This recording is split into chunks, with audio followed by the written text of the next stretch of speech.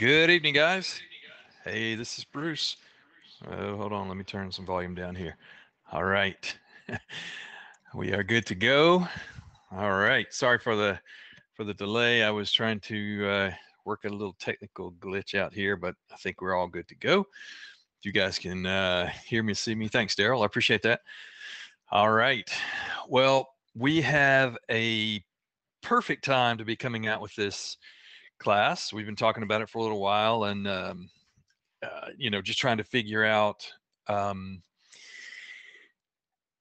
the best way to utilize these concepts that we're going to talk about tonight. And we'll get started here in just a second, and I'll show you what we've got. So, of course, we have our disclaimer. Everybody knows you can, lose money trading options. We know that. Have to have that up there. First, I want to go over a couple of gains. I know a lot of you guys have seen these or took these trades, with me in the room. I set up quite a few of these. Now, these are over probably the last, 2 or 3 months, just off and on. And that's one thing about the strategies we're going to talk about is kind of when to use them and when not to. It's like anything else. There is no one strategy that you can use all the time, right? So I had a little trade there in Google, made $800 on that one. This one was an Apple. And most all of these, I was trying to think if any of these were bias trades or just regular room trades that I did. But anyway, I guess it doesn't matter because some people were in either room. But that was a nice little win in Apple. The point on these trades, there's an SPX. We did a lot of these SPX trades. I know you guys remember those because we did about, I think we did maybe 8 weeks in a row of SPX trades like this. And then we kind of backed off a little bit because the market was changing, and now I'm kind of ready to transition kind of back into these, primarily because of the volatility. Also, these are quick trades. They tend to be very, very quick in and out for the most part. So that's what we're going to go over tonight. But first, again, welcome. I really appreciate you guys being here, spending a little time with me. We'll go through, hopefully, you can grab some insights and things that might help you in your trading. So it's going to be fun. So let's jump into it. All right. I was a little hesitant to show this picture, but that is me over there on the right. I have been trading. A lot of you guys may or may not know me. Let me make sure that Darrell, are we good to go on everything? I see some people saying they can't hear. Okay. All right. Good job. Thank you. Okay. So I've been trading professionally for 32 years now. And I traded on the retail side. I traded on the institutional side. I went back to the retail side. I went back to the institutional side, kind of back and forth between, because there would be opportunities that come up, or I would want to do something different. I worked on a bond desk for a while. So, kind of tried on all the hats, if you would. And I was looking at this picture. This was taken in 1997. I had myself and the guy standing up to my right is we formed a team that we managed pension plans for companies, and the other older gentleman was our CPA. And as you can see, the computer, the laptop, the old school laptop, that's kind of funny when I saw that. But anyway, during all this time, as I would go from, I worked at, a handful of firms, and at most every firm that, where I was working, they always asked me to mentor the traders on options, because that was always what I gravitated to from the beginning, and I don't know why that is. It's just always been my thing, right? So if it has to do with trading, been there, done that, right? So I started actually trading. I got licensed in 1989, and we actually used to use handwritten paper tickets, and I literally had a bunch of those old tickets, like, in a box in the attic, and over the last move or two, whatever, I guess I threw them out. I can't find them, but I thought they were kind of cool. But so I tried to find a picture and this is not a picture where this is much older. This was probably in the 70s when this was taken, but you get the gist of what was going on there. We literally, I would write on an order ticket, a paper ticket, that I want to buy, 300 shares of Walmart or 1,000 shares of Chevron or whatever, and I'd write the price, and then I would walk it down the hall, hand it to a wire operator, and she would put it in the, or I would go to the end of the hall and put it in the suction tube that would suck it over and take it over like the banks do. And then she would actually type it into these people on the floor, and they would route it, and you literally wouldn't know the fill price you got on a trade for 10, 15 minutes. I'd walk back up, and I had a little mail slot. And when I got my order ticket in there, I'd walk back and say, oh, okay, I got filled at 52 and 3/8 back in those days. So it was really, really kind of different, right? Technology has just taken quantum leaps, since then. Obviously, this is what I use. This was a Quotron, and at the time, this was state of the art. And the crazy thing, if any of you guys have been trading for a long time, if you've ever used a Quotron, down here at the bottom, you see the trend at the bottom left corner, and the top, the Dow Jones Industrial at that point was at 508, and look, if you look 4 down the ticks, and on that day it was not negative 936. But anyway, and everything is in eighths, right? 1/8, 3/8, whatever, in eighth increments.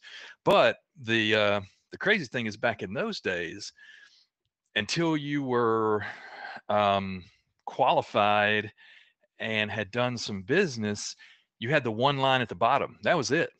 I had one line of quotes, and I literally would get, when I first started, I had like 4 quotes that you could get simultaneously. And as you got, more proficient and started managing more money, you got more lines of data. But it's amazing, the way that things have come, because in building options trades now, we kind of take toss for granted, or any of the, the brokerage firms where you can just throw a butterfly on, as one trade, and we used to have to, build everything, piece by piece. So flashback for me, it's been a great journey. But again, I've been trading, professionally as a career for over 30 years. We wanted to talk about, I was thinking about why do we trade? Why do you want to trade? Why do you want to trade? And it's the freedom. It's not the money, it's the freedom, right? Because you can trade from anywhere in the world, kind of work your own time as much as you want to, or as little as you want to. This is my wife and I and our daughter, and we have another one on the way. Most of you guys probably know. Our second daughter will be born 1st of September. And of course, got a picture here of John and Henry and I at a mentorship that we were doing. And then there's a picture of my backyard. So anyway, again, we all have different goals and motivations and dreams and ideas of what we want to do, or what we want to get, out of trading. And for me, it's always been the journey that has been, the freedom, the control, the money. Yes, of course, the money is important, and that's what we're going to talk about tonight, is how to, get all that together, right? So let's move on. If my thing will work. Okay, so over the years, I have kind of evolved over many years into an income style trading.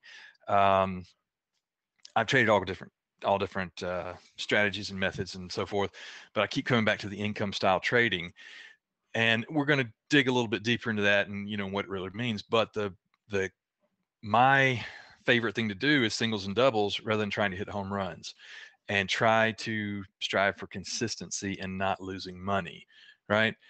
And we all know, especially in the last week, I mean, sometimes it is easy, and sometimes very easy, and sometimes it's very hard. And unfortunately, for a lot of people, when they first start trading is when they're the most successful, because they don't realize the pitfalls that are all around them. So maybe they unknowingly, are a little more aggressive or whatever. And in a lot of cases that pays off, right? But then you guys know what happens. It always comes back around. I see it, I've seen it for 30 years that, build up an account, build it up. It's great. And it blows up, start back over and build it up, and I'm trying to stress the importance of just being consistent, over time. And the main reason for that is adapting to the conditions around you, right? And I've always used the analogy, guys that have and gals that have taken classes from me before, it's like if you're playing golf, you're not going to use one club for every hole, right? You switch it up, right? Same thing with trading, right? You got to know what strategies to use, right? Again, we're on this roller coaster market, especially lately. We really got to pay close attention to what's going on. But the good news is that we can find opportunity in any of these markets, right? So with messy charts, what do? Well, let's dig into that. So I'm looking at this. This is the ES. Amazing. That's a 10-day chart on the ES, 30.29.5 down to last night, 27.75. That's 255 points in, it's a 10-day chart, but the first 4 days, nothing happened, so we all know because we've been living this. It's been crazy thrill ride and all that kind of stuff, right? So, do we buy the dip or not? Well, that's a purely directional kind of bet at this point. And, there's a right way to do it and a wrong way to do it, of course. And, the main thing is we use caution. But, let's step back a step and look kind of over. I like to look because, it's just the way my mind works. I look in, year timeframes, longer timeframes, because when I was managing money on the other side, we were never, well, I shouldn't say never. We were not graded or paid on a day-by-day basis. We were paid on a quarter-by-quarter, semi-annual or annual basis, and even 3 and 5 year kind of timeframes is the way we were paid. And most institutional managers are, obviously, are paid like that. They're not day trading for the most part. But what we've had lately in the last, say, 12 months, primarily, we've had two things going on. We've had the Fed and we've had China, tariffs and all that kind of stuff. Lots of ups and downs, stop and starts and sideways and so forth.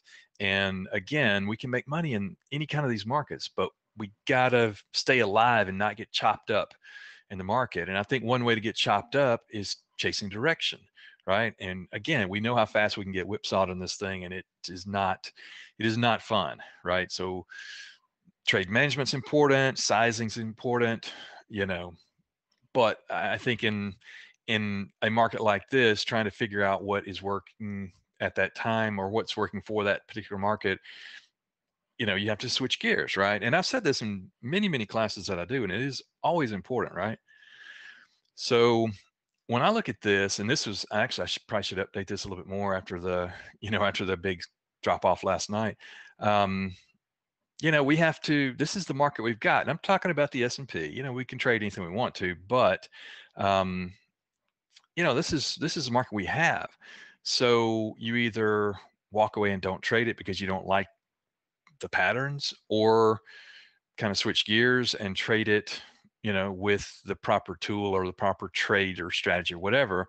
And, it turns confusion into opportunity. And I hate to say, who says there's a bull market everywhere, that kind of thing, but there is. You can always find something, right?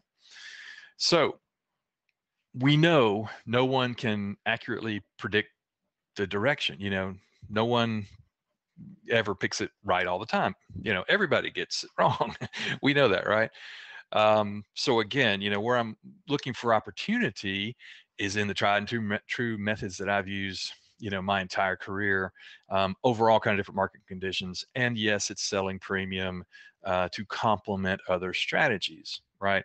And I'm always looking for honey badgers. If you guys are in bias, I gave a big list of honey badgers yesterday, and and I added more to that list today, but we want to talk about that here in a minute as well.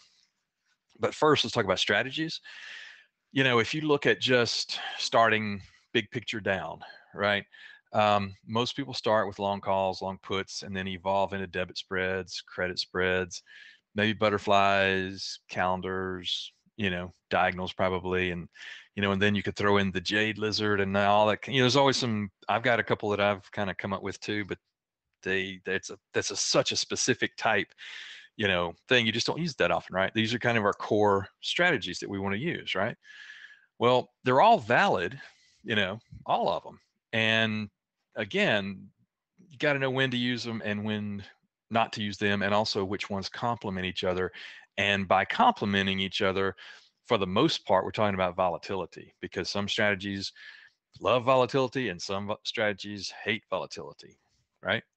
So, what are the 10 things that you must know before trading any strategy, right? Got to know this. What's the edge in the trade? Always think about that. A lot of people probably don't consciously think about, is there any edge to this trade? And yes, it's math, but risk reward, probabilities, all that kind of stuff. If there's not a significant edge, I would rather sit on my hands and wait, right? Does volatility matter to the trade strategy? Just talked about that. Some strategies thrive on volatility and some implode on volatility, right? Which expiration, why? Which strikes, why? Which one is better? When you compare them, you guys see me do this all the time in the room. Let's look at a vertical. Let's look at a butterfly. Let's look at a calendar. Which one's better? And why, right? And we can always leg into any kind of trade. We can leg into a butterfly. We can leg into any trade, right? Is that better? Maybe sometimes, right? And what is the specific plan for the trade, right? Got to have a plan. Got to know what your goal for the trade is, what your profit and loss, et cetera. How does it actually work? Why does it work the way it does? Again, primarily a function of volatility. And then probably should have put number 10 at number 1 is, how to manage the trade if it gets into trouble. And that's going to be one thing. You guys obviously know I've got a class coming up. We're going to talk about managing trades. I had a slide maybe a couple of years ago that was, the old guys playing cards, know when to hold them and know when to fold them. Same thing with managing trades. Some trades you just walk away from, and some trades you roll up your sleeves and say, we can fix this. And, it is, there's steps obviously to know which one to do, right? So what do we want to do? We got to keep it simple, right? We want a trade that's easy to use, straightforward, easy to understand, right? Repeatable. Because a one-hit wonder is great, but can you come back and do it again? Well, maybe. We want to trade we can close our eyes, before we've had our coffee in the morning, we just put it back on, because it's the same setup, right? Very important. We want something that's scalable. So I want something I can use with a 1 lot or 1,000 lot, and it's still going to work, right? You can scale it up if your account's $1,000, or if it's 10,000, or if it's 5 million or whatever. Literally the same trade structure works, right? But most of all, consistency. And you probably see this. I know some people scratch their head, sometimes when I'll take a win on a trade, maybe it's $150 or $200, and that's typically one, maybe we're getting uncomfortable with the trade. We're kind of running out of time. I'd rather have a $150 win than have it turn into a big loss, right? Singles and doubles. And that's not even a single, but you get the point, right? So again, thinking back on all of the markets I've traded through, and I was talking to Henry about this last week, and I said, it's kind of crazy to think, I've been trading 32 years now, and on all that time, I literally, just like we are all doing now, I see the open and I see the close, and I, should do the math. I've seen every open and every close for the last 30 something years. It's kind of, you kind of see the rhythm of the market and all that kind of stuff. Gulf War, I was trading in Desert Storm back in 92 and all that kind of stuff. Long-term capital, you guys may remember that.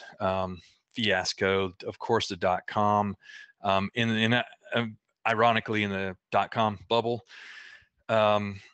people just could not get it's people couldn't throw money at us fast enough. Little old ladies, when the little old ladies, start cashing in their savings bonds and wanting to buy, some .com something or other, it's over then, right?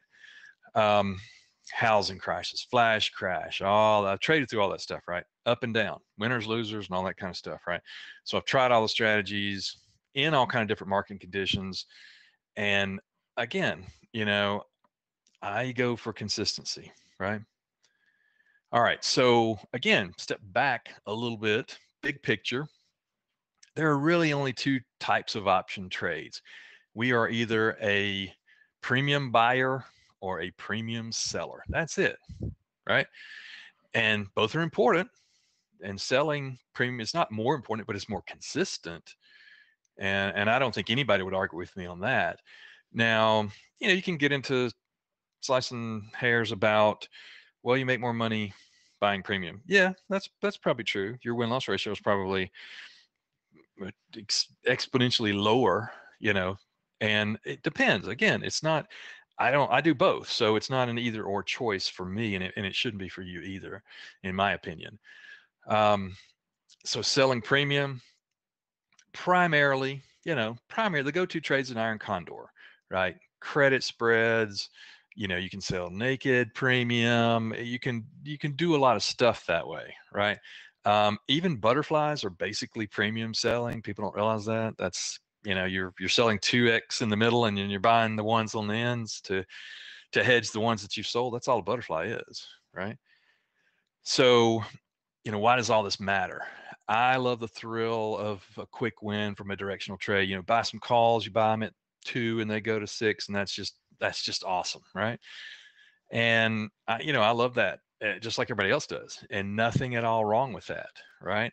But with premium selling aspects, you can have things going on in the background that typically, generally don't require too much babysitting, hand holding, that kind of stuff. They're working in the background, bringing in some money while you're working in on the front ground and you're on your directional stuff, And a lot of people, I'm not gonna sell premium, that's crazy, that's crazy.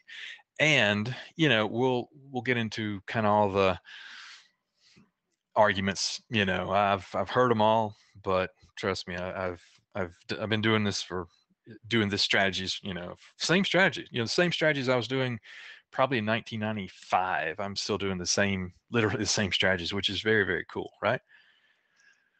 So what I'm going to do, I've got quite a few premium selling strategies, some variations, some hybrid stuff that I've kind of used over the years, and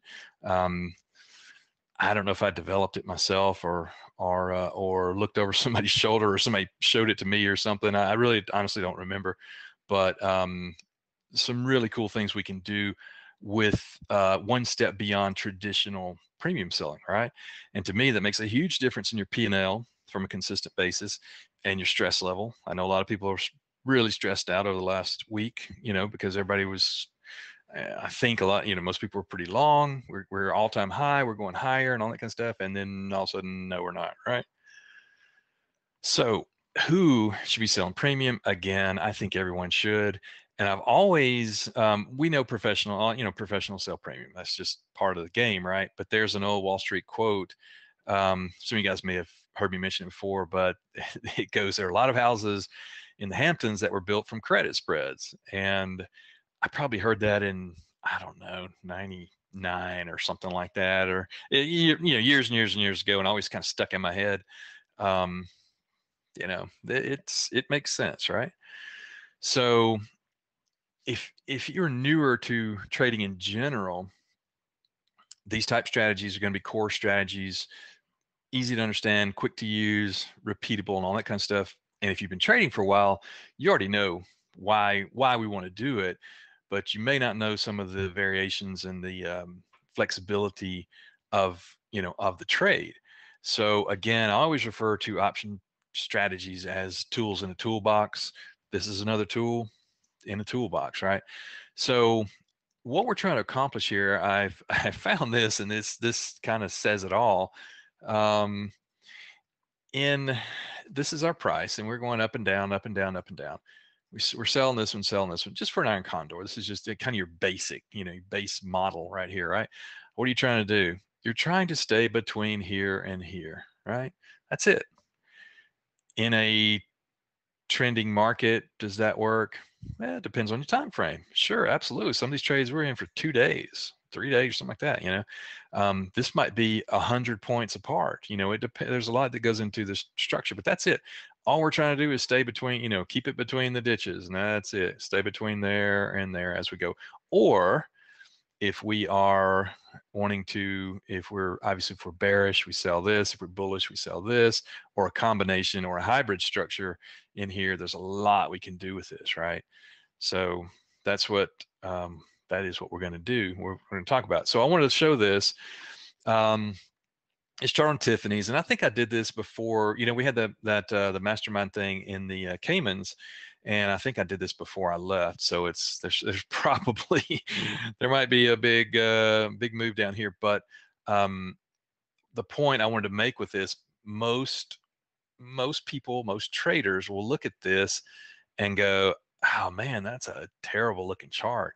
Can't it's we're below the moving averages. It just looks like garbage trade, right? No, not really. I mean, this is a quarter. That's 3 months right there. So from here to here, and really during all this, you can be selling on the bottom, selling on the top, bottom, top, bottom, top, bottom, bottom, bottom, top, top, top. So an ugly chart doesn't bother me. I'm actually looking for an ugly chart, right? That's Tiffany's. Here's another one, CRM. I'm still, I've traded CRM quite a good bit. CRM's a great company. It's just kind of stalled out with the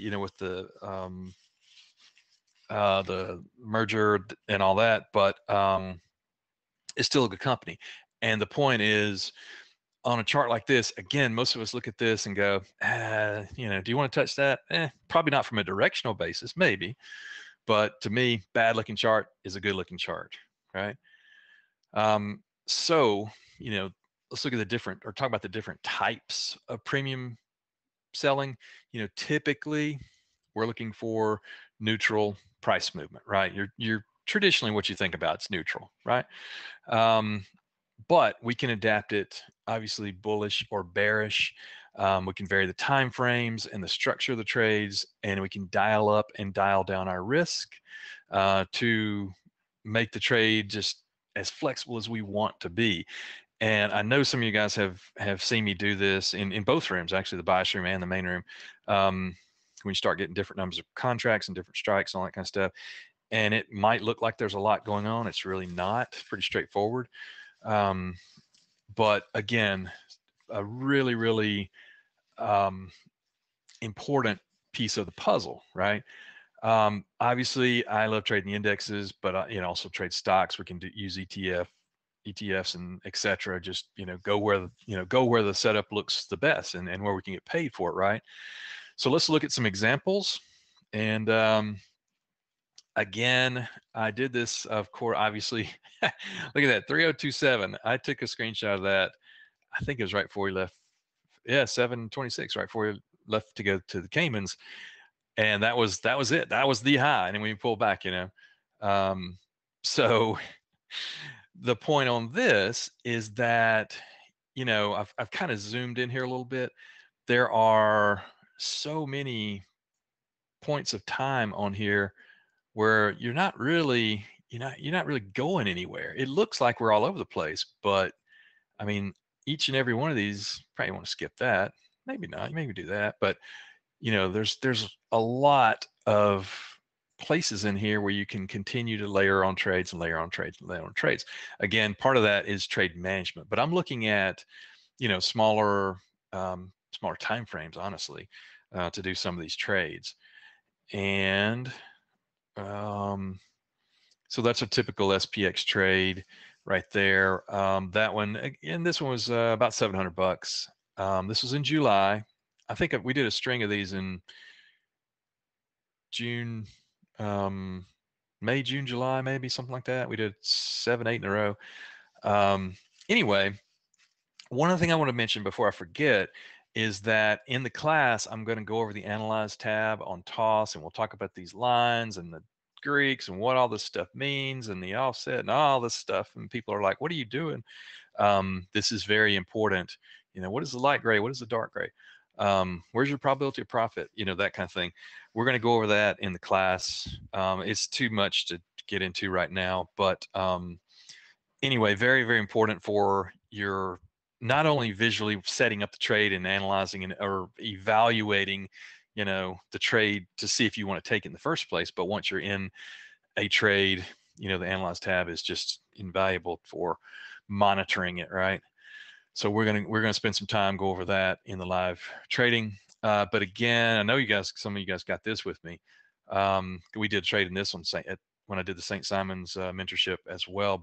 But you see, this is the point. When you get a pattern like that, that's February, March, April, May, June, July, 6 months. You're selling premium here, all around earnings, and it worked. It worked. It worked. I think I did. I don't know. It's always nice when you can double dip a trade, but I think I went back like 6 different times on this one. And I'm about to do another one actually, because this has come up and come back down, and we're kind of where I think it might be another good shot at it. But anyway, bad looking, good looking chart, right? And here's a bearish leaning Netflix trade I did. It's it's unbalanced here. Takes the pressure off the downside if it were to continue down, right? And you can still actually get paid doing that.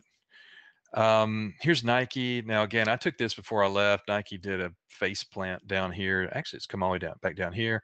Probably might actually look more interesting from a long call or long kind of standpoint. I don't know. I kind of walked away from it when it did the nosedive because I'm really more interested in honey badger-esque type stocks like a McDonald's, like a Procter & Gamble, that kind of stuff. But again, just because you see a bad looking chart, don't discard it. And you know what I really love is when a firm, a big,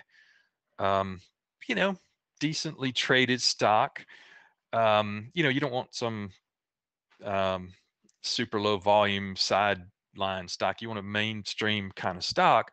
But when when the brokerage firms go to neutral on, we're taking it from a buy to a neutral, that's awesome for me, or you get some fib levels or voodoo lines and you're kind of stuck in the middle, and most people walk away and they go, I can't do anything with it. Of course you can.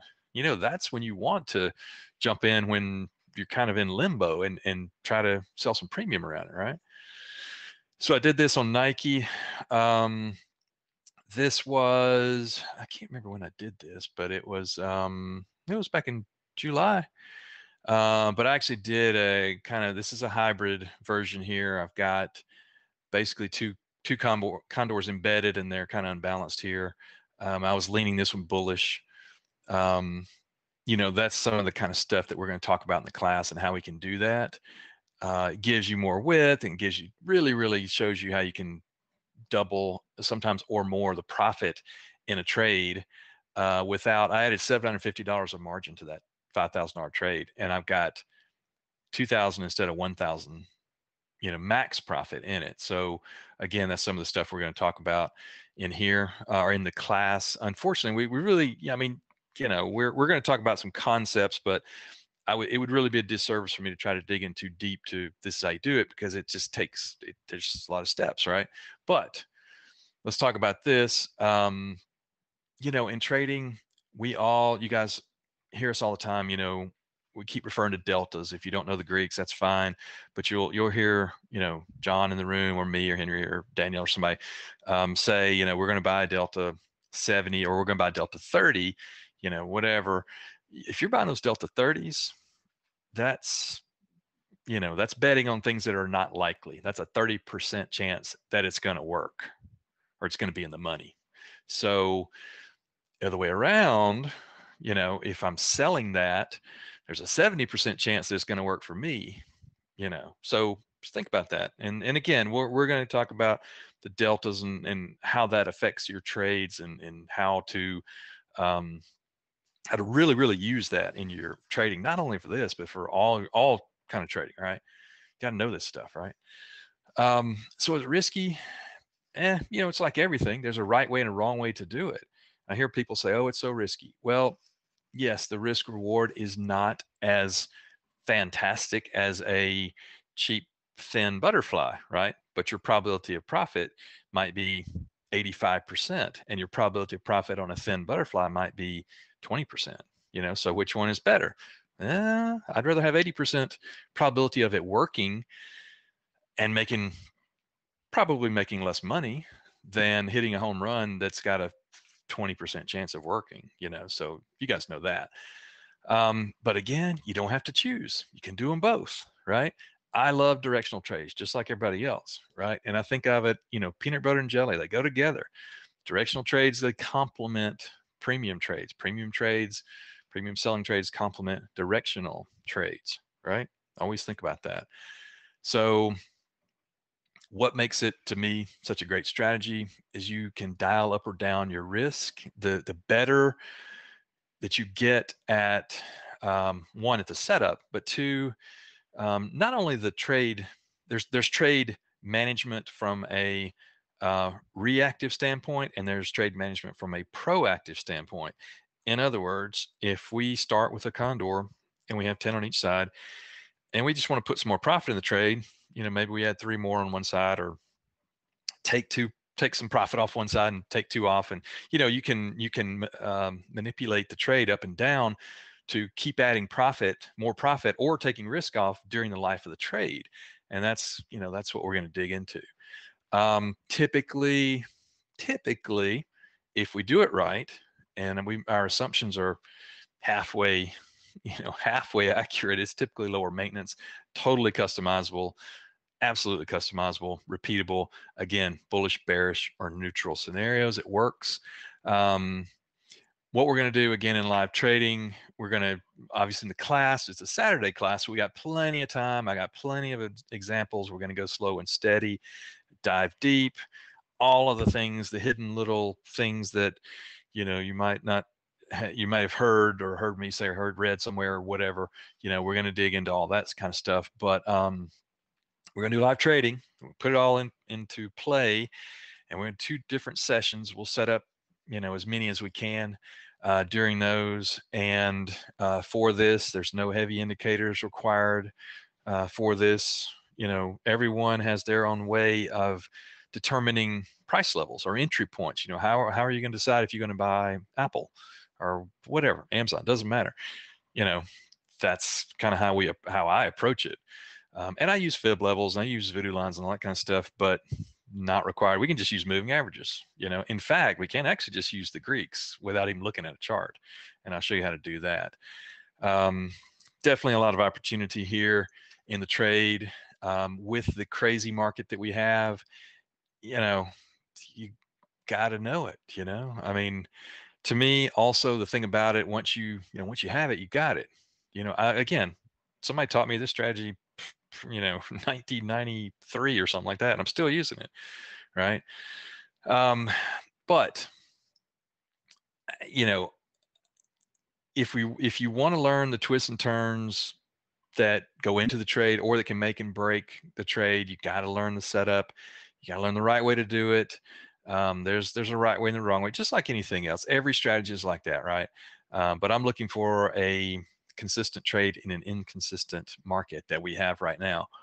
So top 10 reasons, that we want to do it. In my opinion, simple setup. There's nothing complicated about it, right? You don't have to be too precise. We are throwing a big giant net. We don't have the little hand net that you dip in the aquarium. We're throwing a big giant net out, very theta friendly trade. What does that mean? It means you're not eroding in value just by the passage of time. Can work in bullish setup, bearish setup. You can dial it up, dial it down, multiple trades, a lot of cases, depending on the market. I will layer these trades out, and I will have, maybe 2, 3, 4, 5 going at once, sometimes more. easy trade parameters, and easy to monitor, and of course repeatable. That's one of our kind of key things.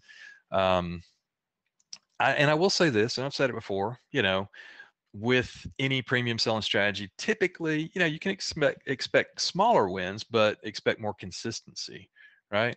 There are ways that we can lower commission, and that's always good to do. It's pretty easy. It's just simple math. I can show you how to do that.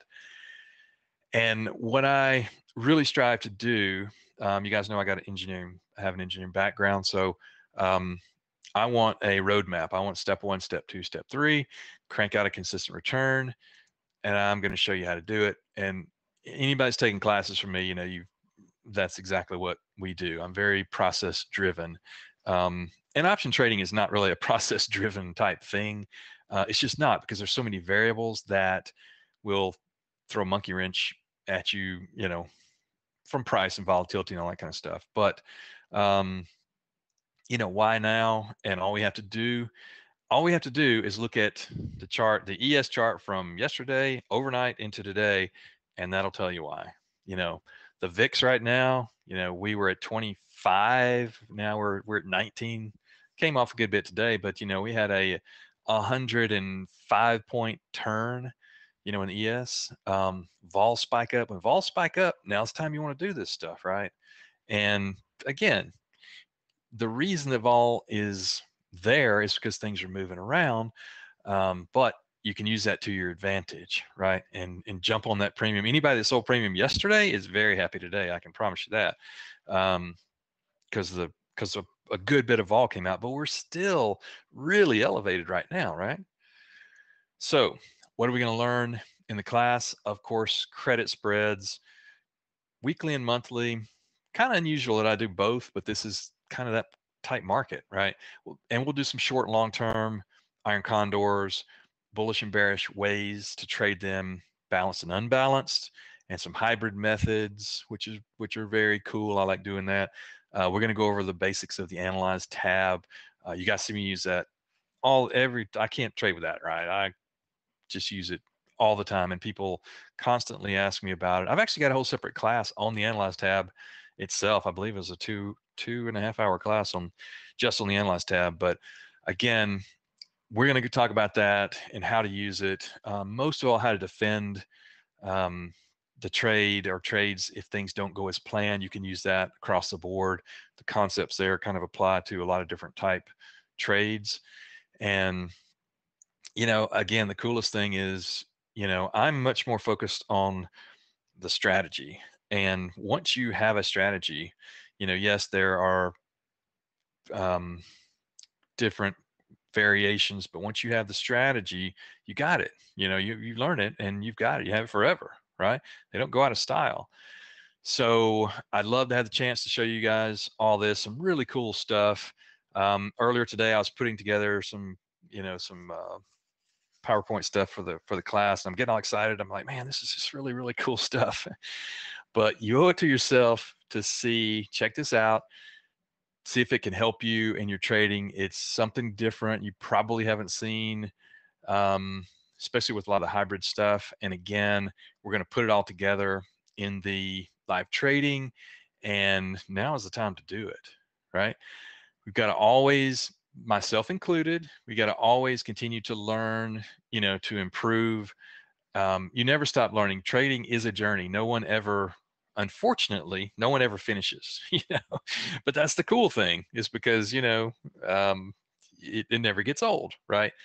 There's no, people have tried and tried and tried to figure out an automated way. I'm just going to have something I can just wake up in the morning and push a button and money's just going to magically pour out of my computer.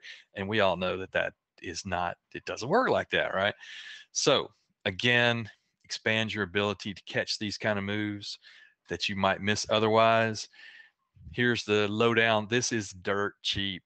You guys know a lot of our classes are much more expensive than this. And this is a solid strategy too. So we've got the basic package, which is the strategy class. We've got a bonus class. I've already recorded that. It's already done. That alone is very, very cool. If you, especially, well, I was going to say if you're newer to trading, That is really, really helpful. But a lot of people, honestly, that have been trading for a long time really kind of don't fully understand intrinsic, extrinsic, the types of things that make trades work. That's in there. And of course, we're going to have 2 live trading sessions. And again, that's the bonus offer with the 101. And that's about, I think that was a hour long, I believe. And I noticed this is kind of funny, guys. I just saw this a little while ago when I didn't have time to change it, but it says I managed over 150 million funds on Wall Street. 150 million dollars in a fund on Wall Street. Um, anyway, that's kind of funny. But the basic package here. It's a Saturday class. Most of our classes are night classes. The deep dive classes are on Saturday, right? So we're going to go. We're going to do this from 10 a.m. to 2 p.m. The Seesaw strategy has, as the name implies, where that's more the hybrid stuff where we get into balanced and unbalanced, and kind of you basically seesaw back and forth on either side of a trade, and beefs it up, right? So that's the basic package. And again, $297, that's dirt cheap, dirt cheap. The pro package, $397, $100 extra to do the live trading, and we will absolutely put some trades on. We never make promises that we pay for the classes. You guys know that. In most cases, we do. We pay for it, but that is never to be assumed. You guys know that. But I think most of you guys have been in the live trading room with me and the bias room, where we take trades, and you guys know how it works, right? Again, we're looking to just try to pull some. I'm flat right now. You guys, if you were in bias, we went flat right before the Fed on Wednesday, closed out our last trade completely flat, and I'm just sitting on my hands waiting. So these type trades, the reason I mention it, these type trades, you can be the sniper. You can sit there and wait and wait and wait while we're letting everything else percolate, and we want to, jump in and buy Twilio or whatever we want to do. We can cast some nets out here on the sides and try to catch, some premium in this stock or that stock, kind of while we're waiting. And that's the beauty of it to me. So again, basic package $297, and the pro is $397. I can't even believe they put it that cheap. I don't have anything to do with the pricing, but that's cheap to me. So anyway, let me jump over to the questions, and see what we've got. Sorry, I have not been reading these questions. Let me try to get caught up. Luther says, what does edge stand for? No, the edge just means if you're evaluating, we're looking for an edge on a trade, right?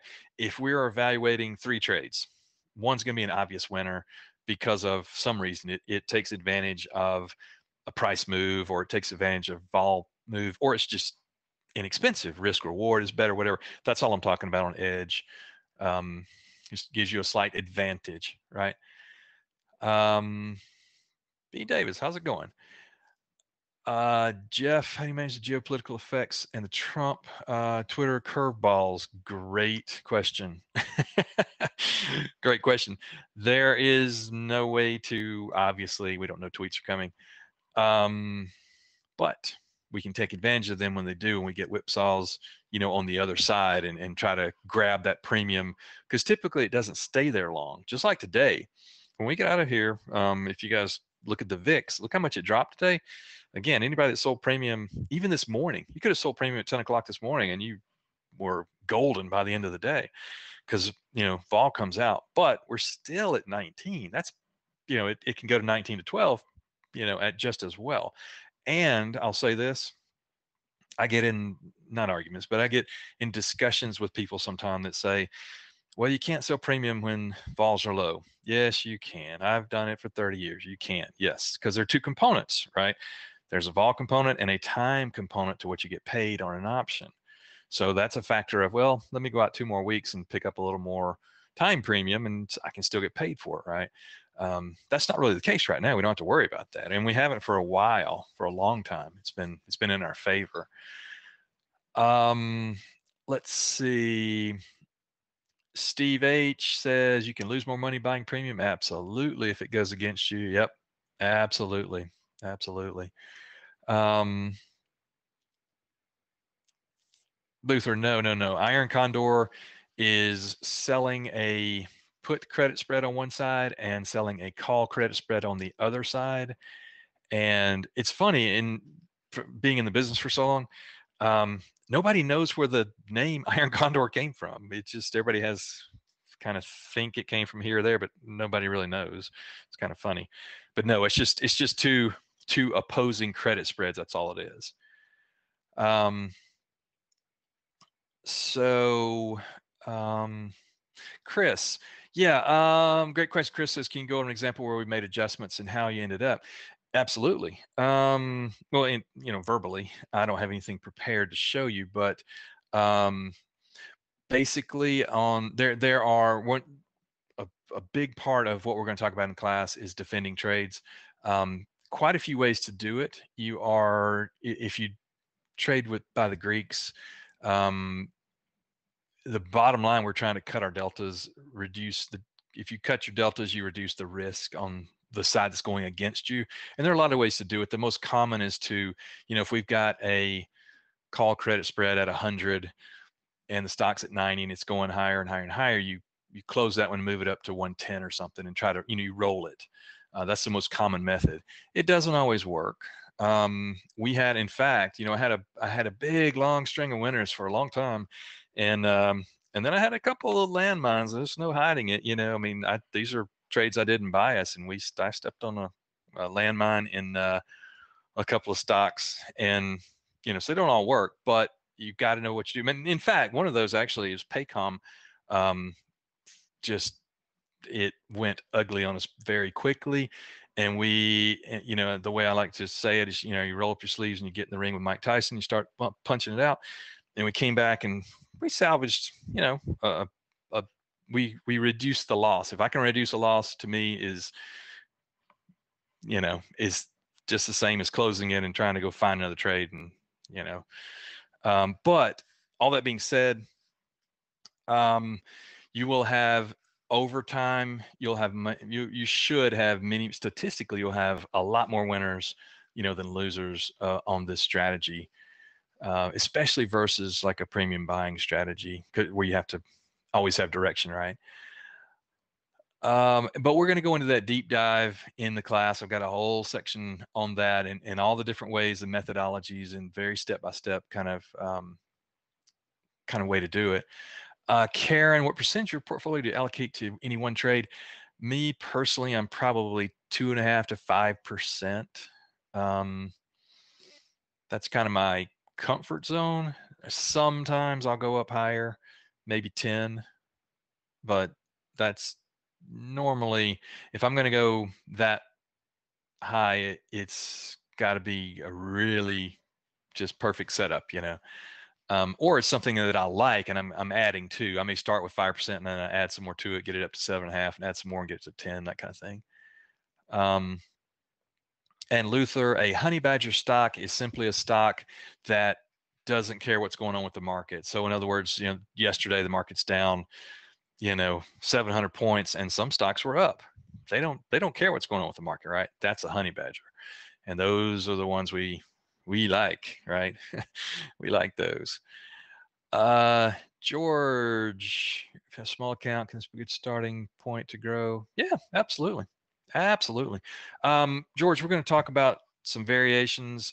Of course, we can trade, if we trade SPX on a smaller account, we can trade SPY, or we can do fewer contracts. If we're trading Amazon or something, instead of doing 10 contracts, we can do 2 or 1 or 3 or whatever. So yes, it does absolutely still work. Absolutely. And to me, it's, I personally, I think it's kind of safer on a smaller account, honestly. Danny, can you sell premium without owning the stock? Absolutely. Absolutely. Because what you're doing, what you will find is that if we sell a call, we're going to always buy a higher priced strike to offset it in that. And when we buy a long call to offset the one we sold. The long call is a stock substitute. So yeah, absolutely. Do it all the time, right? Dave. Yeah, cringe on the risk reward ratio. Yeah, but it's the kind of thing, I talk about that all the time. I do too. I look at it and I'm like, oh, risk reward ratios, it's not as good as, maybe other things like a butterfly, but you can get an easy setup in a condor or spread, that gives you 70, 80, 90% probability of the trade actually working. So yeah, I agree. Which is a debit condor well in yesterday. Nice. I do those from time to time. Yeah, that's kind of a reversal of what we're talking about, but it can work. Absolutely. I actually set one of those up too on Monday. I didn't take it, but I looked at it. Kind of for that reason. It gives you, kind of a way to profit either direction.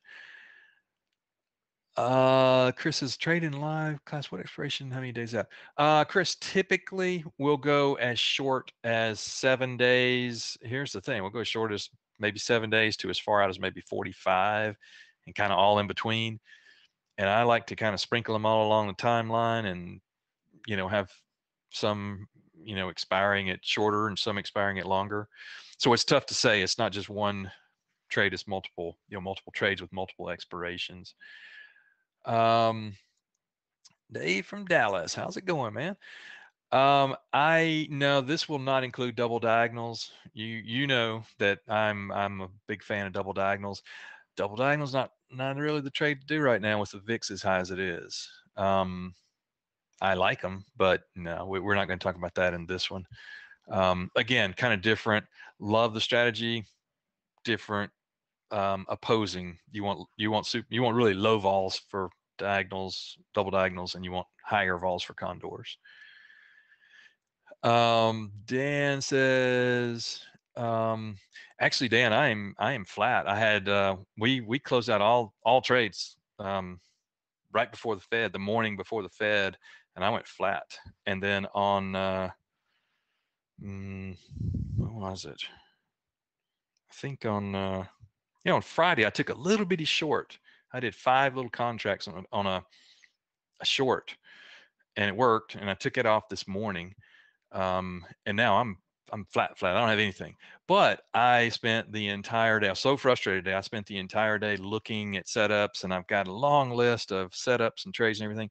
Kind of ready to pull the trigger, and was trying to look or get a little more clarity from the market before I did. So I don't have any. I will be entering new ones probably tomorrow. And just kind of a side note, don't be surprised if we go higher tomorrow and then maybe turn back down. That's kind of my feeling. But anyway, so I will be selling some premium on probably both sides, the upper and the lower right. Chet, very different from boring and becoming a trader. Chet, yes, it's different. It's obviously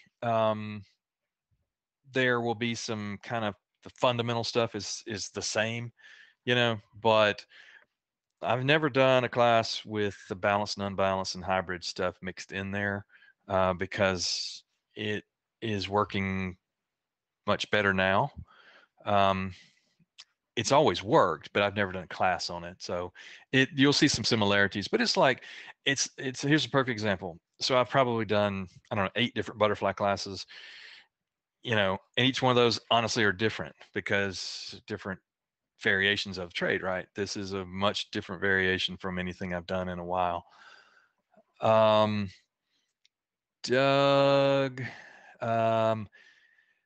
I do have an ongoing trading program.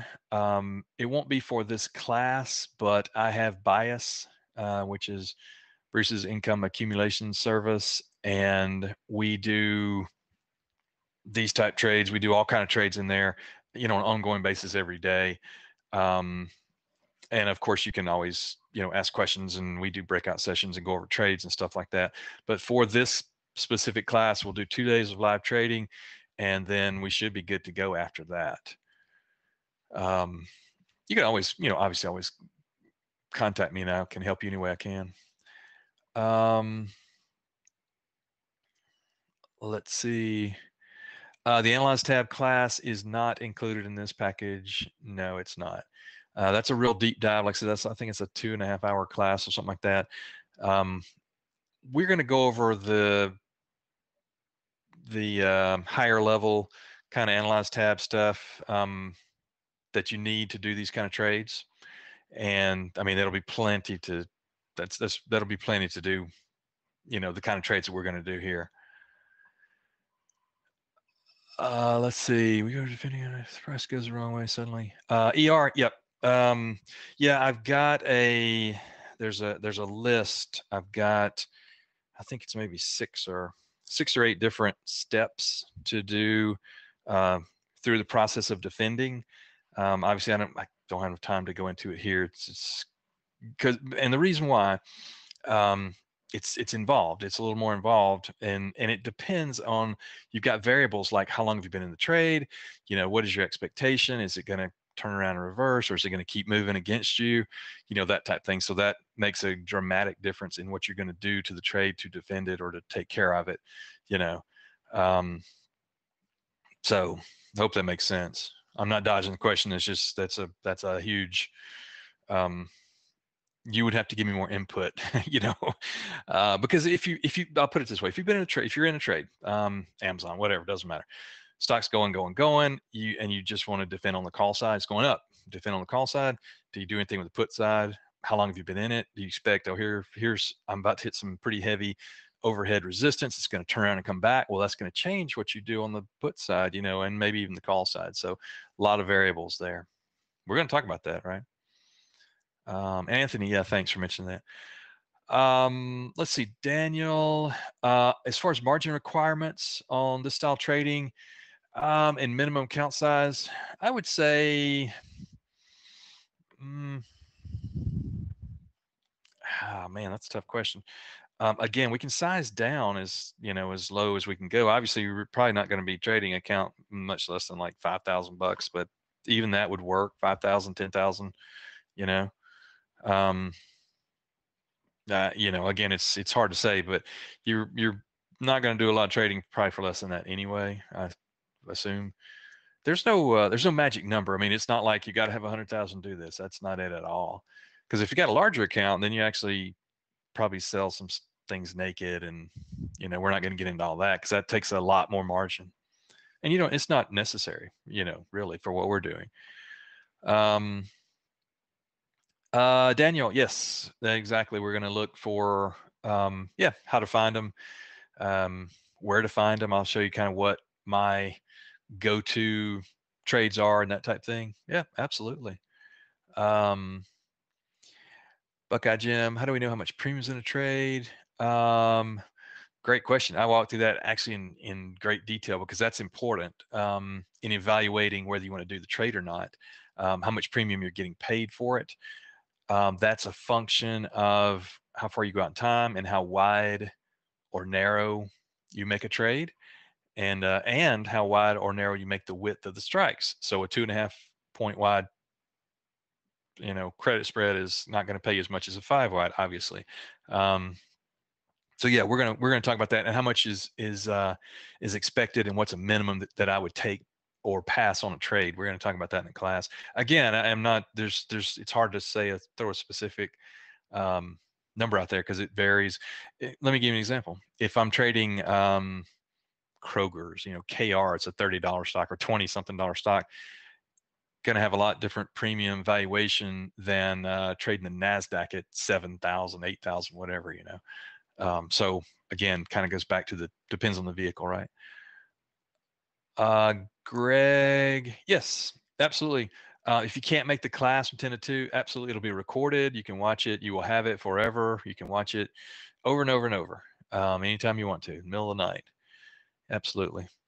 John, on the Analyze tab, in this class. Yeah. Again, we're going to cover. I like to talk about it or look at it from a point of from a functional standpoint as far as the trade setup itself. In other words, we could set up a trade and look at it mathematically, like what's our risk, what's our reward, math on a sheet of paper, right? We're going to risk, $2,000 to try to make $600, whatever. But you throw it on the Analyze tab and you can visually see it. I'm a visual person. I see where my boundaries are, my break-evens on the upper end and lower end. I'll show you how to dial it up or down. You can fast forward the days in time to see what happens with your trade, and you can adjust volatility up and down and all that kind of stuff. That's what we're going to get into in the class. But to the deeper stuff in the Analyze tab, it gets into a whole lot more. You can just keep going multiple levels down, but we don't really need to do that with what we're doing. Again, this is pretty straightforward once you kind of see how it works, right? Dan, yes, we're going to be all about collecting theta decay. Absolutely, that's what we're going to be talking about, right? Yeah, Justin, yes, this will be recorded. Yep, everything we do is recorded. Yep, so absolutely. Trader EJ, are you trading weekly? No, I go out further. Again, I know you asked this, I've already answered a minute ago, and I didn't see this question, but yeah, we'll go as short as, sometimes I go as short as, I'd say 7 days, maybe 5 or something like that. But in general, anywhere out from 7, 14, 21, 30, 45 days out, I kind of spread them out. It depends on what's going on in the market and, and that type thing. As far as do I want to go out for further or not? And that's a cool thing. You can, again, you kind of reel it in and reel it out, based on what your expectations are. Carmen, how's it going? Good to see you in here. Let's see, SCA, we receive updates on trades from the two. Yep, absolutely, SCA. Yep, we will. And by the way, if any of you guys are the trades that we do, once the trade is up and running, if we're in the main room or in the bias room, and you say, hey, what's going on with that trade? Once the trade's up and running, well, we can talk about it. I don't like sharing trades that you or anybody pays for until if it's up and running and it's working or not, and we absolutely can talk about it, sure. But yeah, I will do that. We'll update. And what we did last time on a class like this, we kept a room, and Darrell's probably more qualified to talk to you on this. We kept a room that we could come back and I could post alerts and all that kind of stuff. So I'm assuming we'll do the same thing. You won't be left hanging out in the wind, that's for sure. JT says, can't you be consistent profiters buying premium if you just get out when the market gets dicey? You could, if you're really lucky, really consistently lucky. And I just don't know anybody that's done that over a long period of time. But yeah, there's nothing wrong with buying premium at all. I do it. I like it. I'm just saying that, there's two sides, and a lot of people don't ever look at the selling side, which is, to me, a huge disadvantage. You're fighting, you're boxing Mike Tyson with one hand behind your back if you're only doing one, like selling premium or only buying. You're only using one part of what you can do. Right. Betty, have you been assigned on the shorts? I cannot remember the last time I was assigned on the shorts. It's been years and years and years. We don't hold them that long. We won't hold it to the end of the trade. And you'll know if you're in the money. It's pretty straightforward. So and you're covered. If you do get assigned, you know what your max risk is. So yeah, that's not ever a real big concern. We never let it get, if you get in the money, you're already kind of starting to have some trouble with the trade itself. Something's not going right, right? Jeff, how interactive the class is live trading? Yeah, Manny, thank you. Yeah, very, very, very. We're going to talk as long as you guys want to talk. Karen, risks and our credit spreads. Karen, that depends. How much would you risk just on these type strategies? I will dial it up and down. Sometimes I would say over the length of my career, I've been much heavier weighted selling premium, maybe 60% in a portfolio. Not necessary. Some people, that's all they do. And some people only do 10% or whatever, it's kind of more of a personal preference and a comfort thing too. Um, so yeah, that's hard to say. Jerry, thank you, Jerry. I appreciate that. Um,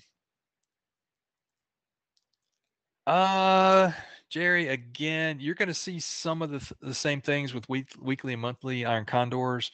Nothing about butterflies or diagonals. We're not going to go there right now. There with the, again, with the hybrid stuff and the unbalanced stuff, yes, you will see some stuff that you haven't seen in there. So, and if you want to shoot me an email, maybe we can talk a little bit more about it. But yeah, and I will say this, it's been, unless you took a mentorship, it's probably been 3 years since I the, um, did the Iron Condor monthly and weekly classes. Those are probably getting a little dated maybe. Um, Again, Mike, open to interpretation, but what might be the best account size? I would say, again, it's tough. It's tough, but I would say, I mean, ideally, yeah, 25,000. You know, bigger is obviously better. You can do more as with any strategy, but if you got 10,000, it's not a big. It's not. Or you got to learn how. You just got to trade it, right? I mean, no matter what dollar amount is, you got to trade it, right? So, and it works on really any size. So, Jeff, I do not know how many people will, and in generally, it depends on the topic. It really varies wildly. So sometimes we'll have a lot of people, and sometimes we'll have very few. It depends on the price too. This one, this is honestly, this is pretty cheap to me. Yes, and everything's going to be recorded. Black Bull, yes, we have absolutely used these some variations of these in the bias room for sure. Absolutely. Let's see. Keys return by using any other strategy than one you just. Keys. I'm not sure I understand the question. I use I use a lot of different type strategies, but at the same time I use a lot of different strategies consistently. I mean, I'll. It's pretty rare that I don't have some premium selling stuff on. But again, I'll dial it up or dial it down depending on what's going on in the market. And it's kind of like, if you're in a race car or whatever, sometimes your foot's on the floor and sometimes you back off, tap the brakes or whatever. So, and that's kind of the way, to me, the way trading goes. Sometimes it's time to go all in, buy some long calls, and sometimes it's take it all off and sell some premium and wait, for some clarity, that type thing. Karen, the probability of profit on the spreads, typically because I mix some shorter term ones in there, I like to kind of get in and get out. Probability of profit is going to be less, maybe 60%, 62, 3%, something like that. On the longer dated ones, 85, 88, it can vary. And I'm going to show in the class how to, one, the reasons for that, and two, how to kind of dial that up or down based on your, everybody has different risk tolerances, right? So down 18, yeah, we'll be so far, we'll be way out of the money. So the early assignment risk is very, very, very, very small, right? Craig, yeah, the Seesaw, yep, on a hybrid type trade. Yeah, that's the whole point of a hybrid type trade. We may start a trade and then add on to it over time as it gets a little bit closer, and we start kind of pinpointing a tighter and tighter target range. And so we're adding more contracts in and things like that. And you can dial up and down from one side to the other. And by doing that, you can kind of keep pumping profit into the trade, right? So that's kind of generically how that works. Ron, how's it going, Ron? Yeah, thanks. Ron has seen that guitar before. Yeah, they don't, I mean, it's, I guess like anything else, sometimes I will do, in a lot, put it, for example, trade strategy is the same for a $5,000 account or a $500,000 account. In a $500,000 account, like on the S&P, for example, maybe we go 25 points wide on a spread. And on a smaller account, we don't use the SPX, we use the SPY, and we go 1 point wide or 2 points wide or something like that, so we can dial up and down the margin requirements. In general, I will say, just generically speaking, to have a frame of reference, because we don't ever know what size counts people are trading, but I'll say, okay, we'll set this up for $5,000. Let's assume $100,000 account, we're going to do 5%, $5,000 trade, on margin, and that's with whatever. And we can always dial that down to, that's with 10 contracts. So if we want half that, we do 5, it's 2,500. We want half that, we do 1 or 2, something like that. So yeah, it's easy to dial up and down for sure. Gail, yes. Yes, the trading service I do, absolutely, we list everything, we track everything. I do videos walking through the trades themselves, when at the time we enter the trade, with the goal of the trade, what we do if we get in trouble, and that type of thing. So yeah, absolutely, Gail. It's called it's Bias, BIAS, and definitely shoot us an email, either me or support. My email is Bruce@Simpler Trading, and then I'll say this: I'm not the fastest on emails. Everybody already all know that, because people throw rocks at me when I don't answer their emails. But I get tons and tons of emails. But anyway, yes, I'll be glad to help you. Alvin, how do we? Are we going to cover scanning? Not so much, because I tend to use the same vehicles over and over just to keep it simple. And I'll show you kind of the top 10, that I use, and we'll talk about that in live trading. Yeah, for sure. But there's not a lot of, it's not like trying to find the hidden gem somewhere, because the names that we're going to trade, everybody knows it's going to be Amazon, it's going to be Apple, it's going to be S&P, that type stuff.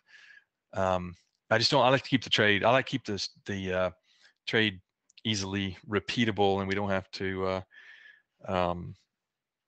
we don't have to reinvent the wheel every time we put it on. And I don't know if I answered this or not, but how do we mitigate early assignment risk with wide spreads? Yeah, and I think I did, but yeah, it's basically on any kind of spread, we're going to be far enough out of the money that at least initially going in, there's no possibility of assignment, right? Now, once things start moving around, if the trade if it goes into the money, so that you have the possibility of being assigned, we're gonna take drastic measures to close it, defend it, move it. We will certainly be watching it. So that's never, on these type trades, that's not really a big issue. And we really goal is not to hold these things to the end. I want to get in, get the quick money, grab the low-hanging fruit, and get out.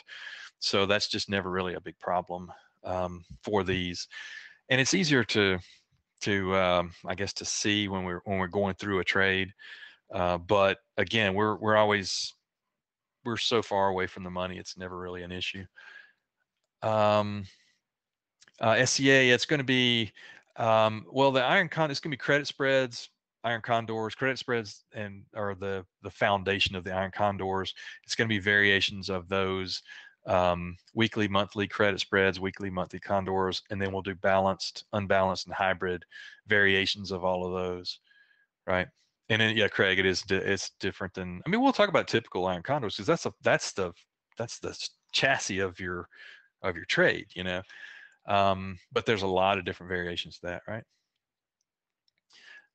Yeah, and Gail, absolutely. Yep, absolutely, Gail. Yeah, you should check out Bias, because that's very specific on, you get alerts and all that kind. Yeah, Mandy's. Yeah, you get alerts and all that kind. We've got a live trading room. You can go in there and talk to, we've got a lot of traders in there about any trades. So,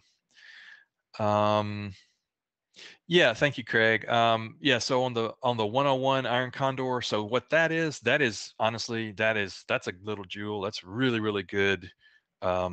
Course, it comes free with it, or it comes with, with it. What I did is I went in and really broke apart, basically build a trade kind of from the ground up and explain why it works and how it works and that type thing.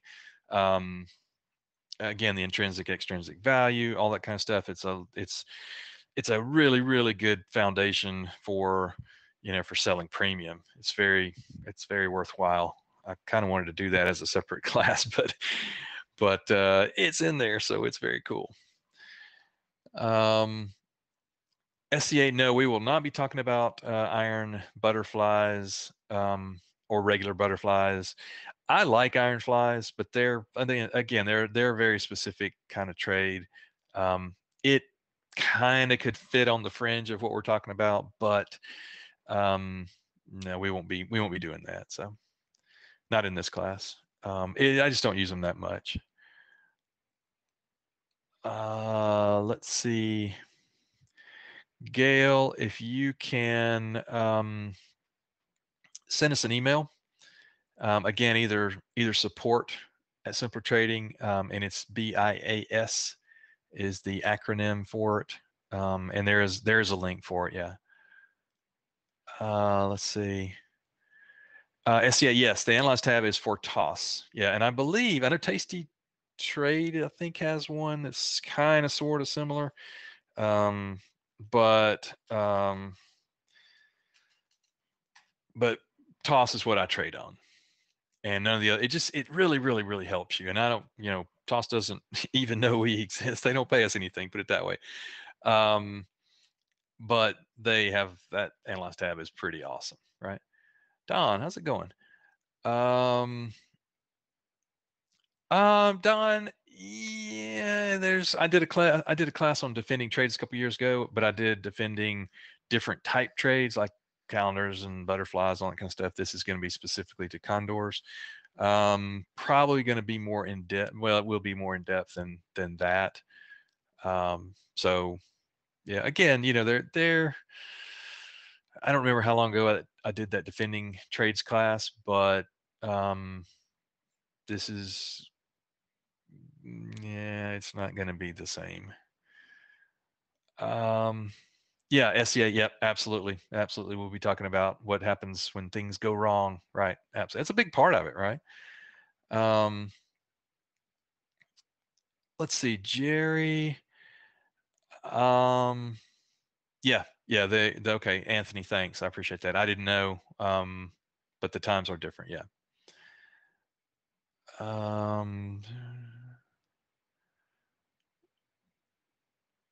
All right, Sam. Yeah, good to see you. Yeah, nice. All right. All right, guys. Well, let me wind it up here. I think we pretty much covered everything. I know we kind of went over time here. Scott Jim, how's it going? Good to see you. Shutterbug, great question. What would you recommend to study before the class? The Iron Condors 101. That's exactly what that's for. Is pre-class homework right there, and it comes with it. Again, that's a really good tool, and again, you'll have all this stuff recorded. You'll have it for as long as you want it, right? Yeah, Diana, thank you.